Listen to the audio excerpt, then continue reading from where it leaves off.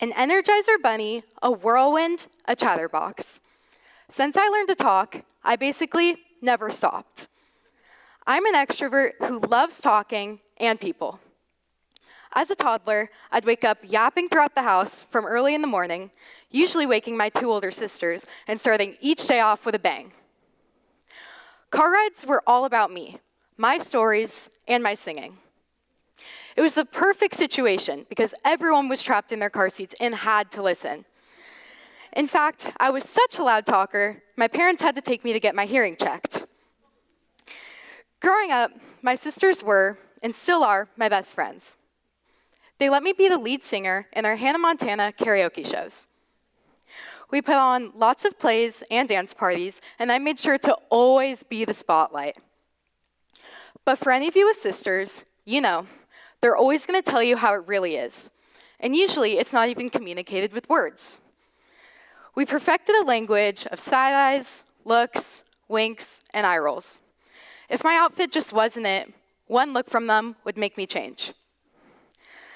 A specific night that changed my mindset was over the summer before starting high school, and we were all sitting at family dinner. My oldest sister, Riley, was about to leave for college, and this was one of the last nights that we'd spent as a complete family.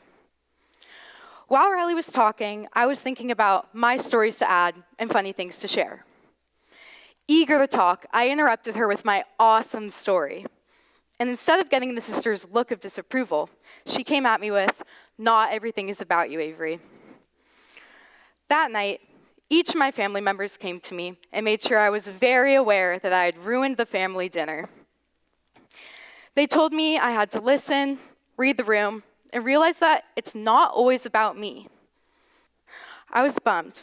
I'd ruined the night before my sister had left for college. Knowing that I wouldn't see her for a few months, I thought I'd never forgive myself for that. I realized that I rarely listened. When people spoke, I was thinking in my head about what I wanted to say.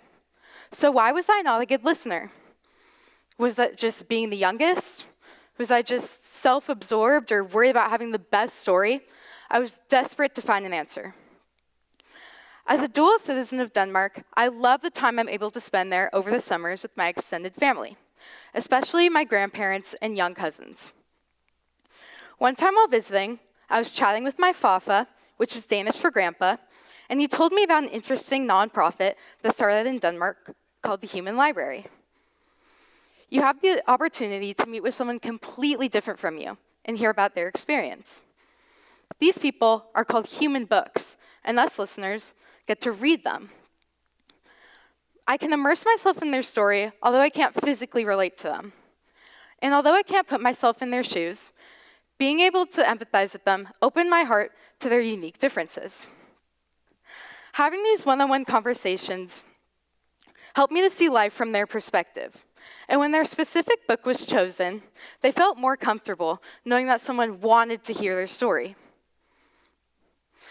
In Copenhagen, the event is set up in a reading garden. It's a peaceful place to visit and check out a human book. Human books range in topic, but usually it's someone who's faced judgment or stigma. Most of the time, there's someone completely different from you. As I returned home, I thought this would be a good organization to volunteer with because it had Danish roots, and it was the concept I was looking for. I knew the Human Library was in 85 countries, and after further involvement, I found a Bay Area manager that I wanted to meet with, that I wanted to reach out to. She suggests that I train to be a librarian and train our human books at our Bay Area events. This required training to help visitors with stigmas, tough situations with differing opinions, and visitors who freeze up and don't know what to ask the human books.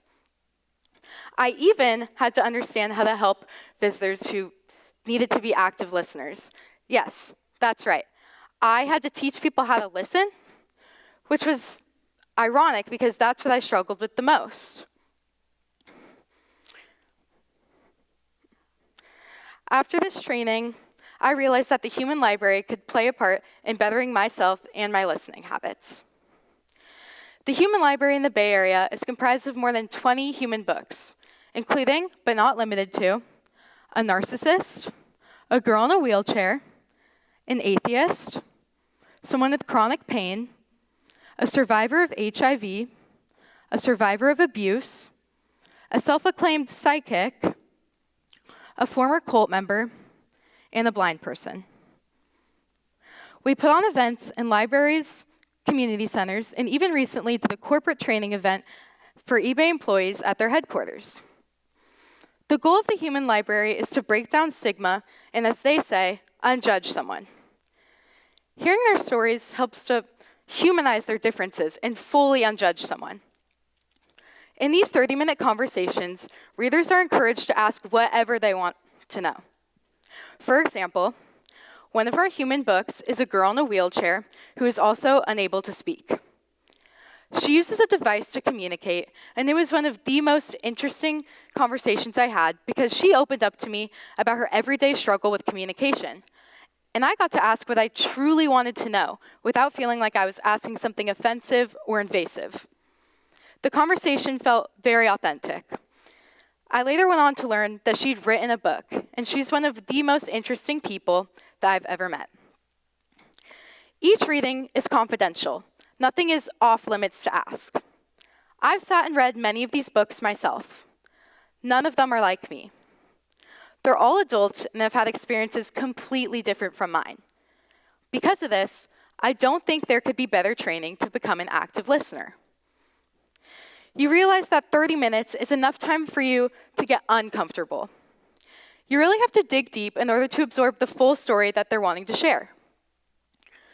At some point, you break through and feel more relaxed to ask whatever you want to know and learn about their experience and even about yourself. A tool I've used to help self-reflect is to limit distractions in my life, like technology, especially during these super meaningful conversations. Through my involvement over the last year, the biggest thing the Human Library has taught me about listening is to create a culture of encounter. Challenge yourself to get out of your bubble and form connections with people completely different from you. I witnessed readers and books alike in our library walking away in tears, astonished by how they'd been enlightened and what they'd gained. Although none of us are alike, we created a community that I value so much, a community valued in the mission to unjudge someone. Now, I look at every conversation as an opportunity to stay engaged, be understood, and be inspired. Reading these human books opened my heart to listening, which is the loudest form of kindness.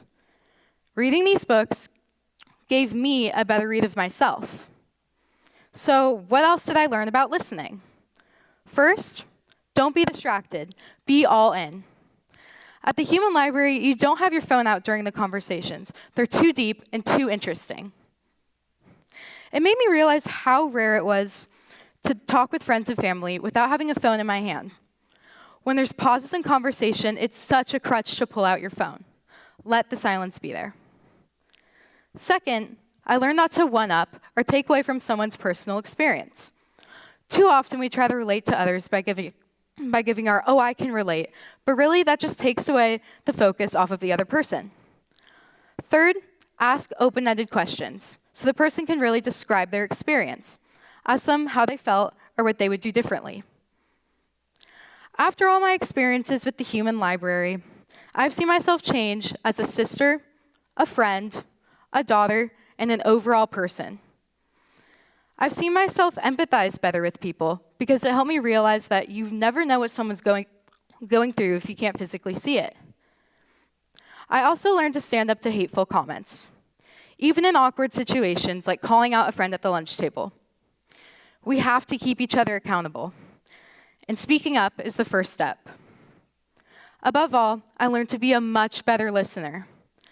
Now, when my sisters visit home from college, I truly cherish the time and the conversations that we exchange. They tell me all about their college experience, and I get to actually retain the knowledge, unlike before. And I'm so grateful for that. Above all, just remember, there's a reason we were born with 2 ears and 1 mouth. Thank you and good night.